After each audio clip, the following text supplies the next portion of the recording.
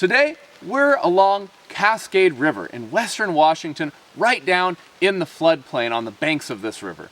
Now, living along a river is really great if you're a tree. It offers a lot of advantages. In the summer, it means you're going to have access to plenty of water because of a high water table. It also means you're going to have access to nutrient-rich soil brought down by the river. Now, the problem that goes with that is nutrient-rich soil from the river is often carried down by floodwaters.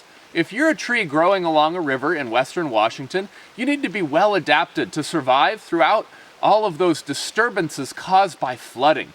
We're going to look today at a tree that is particularly well adapted to survive in what we would call a riparian ecosystem, the ecosystem that borders the rivers, streams, and lakes of western Washington. Today we're going to be talking about the Black Cottonwood. It's a pretty large tree that's going to grow here in western Washington as well as a lot of other western North American states. And what we're going to look at first are some tips and tricks for how to identify this tree if you come across it in the wild. First of all, the bark's going to be a light gray color and it's going to have a lot of little furrows on it. When the tree is younger, it's going to be pretty smooth though. The leaves are going to be cordate, that means they're heart-shaped, and they're going to be kind of a yellowish green color. In the fall, this tree's deciduous, so those leaves are going to turn bright yellow and fall off onto the ground. In the springtime, the reason this tree is called cottonwood is all of the seeds that it will produce are going to be attached to this kind of fluffy stuff that looks a lot like cotton. That's going to be carried off by the wind. You're going to notice it all over where there's cottonwoods growing. Now, that brings us to where do cottonwoods like to grow? Cottonwoods need a lot of sunlight to survive, and so the main place you're going to find them here is in riparian areas along waterways or other areas where you're going to see a lot of disturbance. How that works is when a river floods, it's going to take out a lot of the trees that are growing along the edge of it. That leaves a lot of open space. That open space has a lot of sunlight available, and cottonwood trees are able to move in and grow in that open space. Now, unfortunately, given enough time, other trees will come in and kill the cottonwoods because as they get taller, they shade out those cottonwoods, and since the cottonwoods need sunlight, they can't make it anymore. But the good news is along these rivers, floods happen enough that there's always open space for more cottonwoods to grow. Let's head out into the forest and take a look at the cottonwoods in their native environment.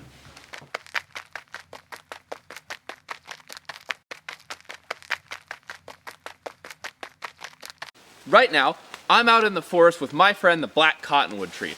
Black Cottonwood trees like to live in areas near waterways, places with streams, creeks, maybe ponds or bogs. In western Washington, this would be what we call the niche that they occupy, the place in the ecosystem where they do best.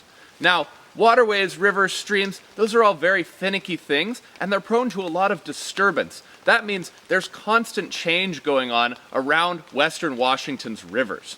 In order to survive all that change, the Black Cottonwood has to have a lot of really good adaptations in order to thrive in that habitat and keep their competitive edge over other trees that also might want to move into that area. We're going to learn about a couple of those adaptations that this tree has developed to survive in its ecosystem. The first adaptation that we're going to talk about is how cottonwoods grow, and that is fast. Cottonwoods need a lot of sunlight to be able to grow, and that means they can't germinate in the really thick, dense conifer forests that we have here in western Washington.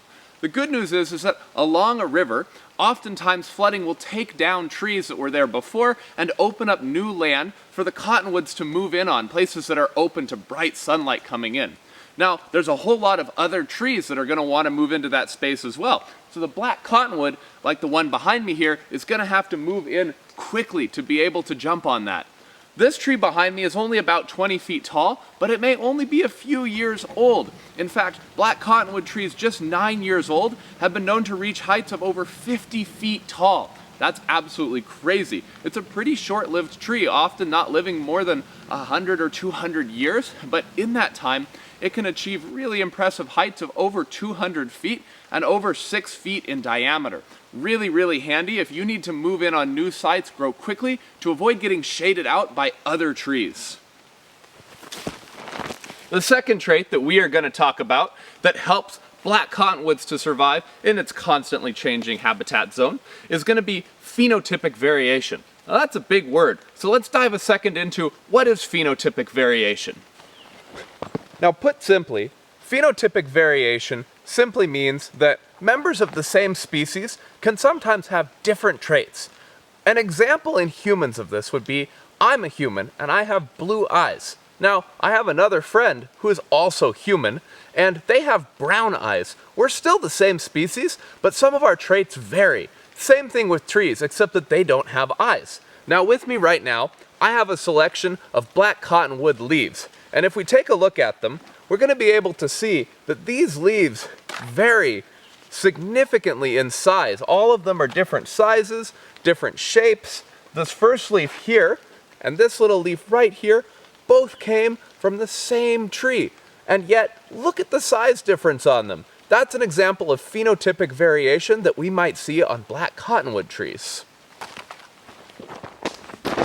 So why would different leaf sizes really help this tree to survive in this habitat? Well, remember that black cottonwoods crave a lot of sunlight. Having really large leaves at the top of the tree might help that tree to get a lot more sunlight, while at the same time shading out competition that might be trying to grow up around it.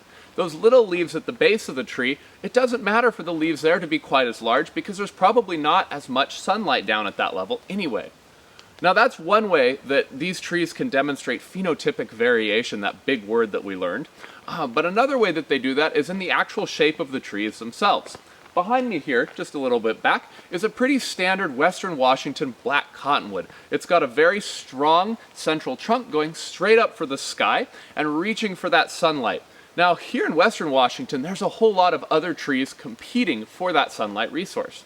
But if you were to find a black cottonwood growing in a different habitat, somewhere on the east side of the Cascades, for example, where there's ample sunlight and not many other trees, you might instead find a tree with a whole lot of very spreading branches, not getting quite so tall, but instead spreading out to capitalize on a whole lot of open space and getting all that sunlight from well far around it instead of trying to get above other trees to get it. That's one more example of how phenotypic variation is an adaptation that helps black cottonwoods survive in their habitats. Because the black cottonwood grows so quickly, it often will develop very weak wood. That's something important to remember when you're looking for a camping site in Western Washington. Don't ever set up and sleep underneath a black cottonwood tree, especially during a storm. That weak wood means that high winds can often break off large branches or even knock down the whole tree. Keep your eye out for a camping site underneath stronger, slower growing trees when you're camping. We're going to talk about one more adaptation that black cottonwoods have that allow them to thrive in this riparian ecosystem. That's going to be the way that these trees reproduce.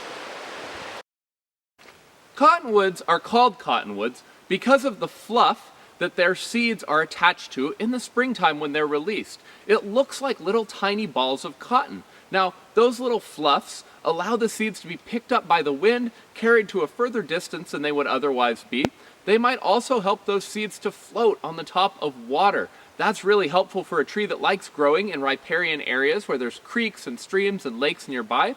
Basically, it just allows for the seeds to be dispersed to a further area. But there's even more that allows the cottonwood to reproduce very effectively in this high disturbance habitat.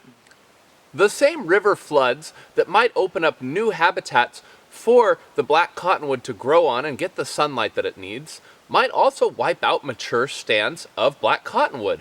Fortunately, this tree has an advantage on getting a jump on the new growth in those recently opened sites. That advantage is that this tree can actually come back from the dead. Woo-hoo! What?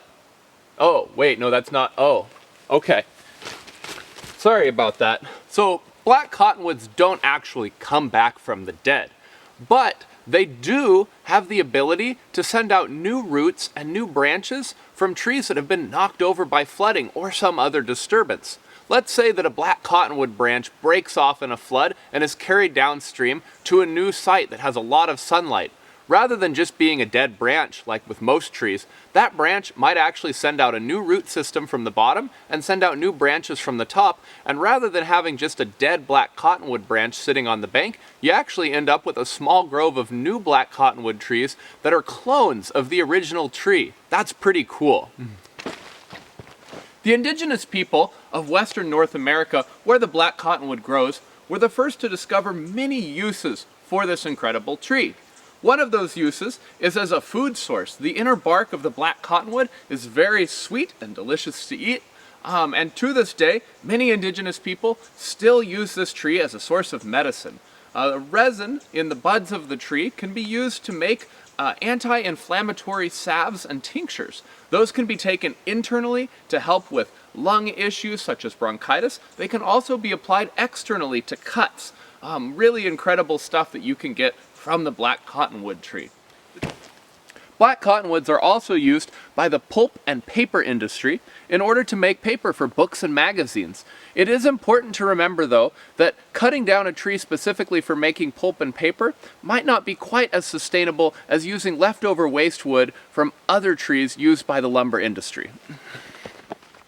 In addition to the many human benefits that we can receive from this tree, black cottonwood also provides very valuable habitat along these riparian zones. Many different species of birds and mammal use this tree for homes, for a food source. Beavers in particular are very, very fond of eating cottonwoods and using them in the construction of their dams. And cottonwoods also provide bank stabilization. Their shallow roots holding together a lot of the soils in those riparian ecosystems and building them up. Because these trees are deciduous, they will drop their leaves every single fall, and that makes a very nutrient-rich soil underneath black cottonwood forests. Now, it's important to remember that human actions can have a negative impact on black cottonwood forests in western Washington and across the rest of this tree's range. Rivers are beautiful places that humans like to hang out, just like the black cottonwood tree. But we need to make sure that we aren't impacting this tree's native range too much, because these riparian habitats are very important as what we would call buffer zones, areas that can absorb the impact of damaging things like floods or pollution. In the future, western Washington is expected to have a lot more rain in the wintertime, and trees like the black cottonwood might actually really help in keeping flood levels down and negative impacts from occurring on human settlements further downstream. By protecting these riparian habitats, we can actually ensure our future success as well. The next time you're out in the forest, take a look around and see if you can spot a black cottonwood tree. And remember how this tree connects you with the rest of the ecosystem.